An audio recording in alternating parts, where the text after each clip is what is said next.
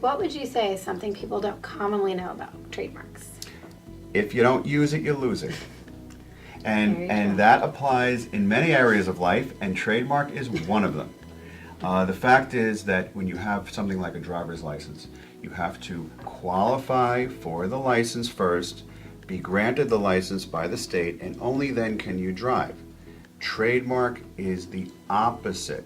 With trademark, you have to be using the trademark, you have to be able to prove that you are using that trademark in the way that the statute requires, and only then can you apply for trademark protection, which, by the way, is not guaranteed. It is reviewed by a case officer at the USPTO, the United States Patent and Trademark Office, and they decide whether they want to give you a trademark or not, or they might decide they want to give you a trademark in a certain classification and not another, or in a certain list and not another. In fact, can you tell us a little bit about that? What is the difference in terms of the different classifications and different lists? Sure. There's a list of probably 40 to 50 different classes of goods and services. And when you register for a trademark, you need to explain within which class or classes you are utilizing the mark.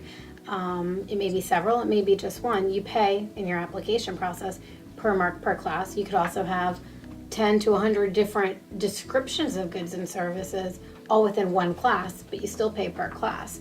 And then it's arguably protected only within that class. So if you register a mark for a beverage and then someone else utilizes it for a car service, you might be hard pressed to show that those two are so substantially related that because consumer would be likely to be confused, which is the trademark standard, because those two classes are so distinct. And just because you have the registered rights within the beverage class doesn't mean that you have those rights extended to one of the other classes. So, put simply, you could have a dozen people use the same trademark in commerce, but because they're using it for completely different reasons, they're all allowed to use the same word. And the real issue there is it confusing?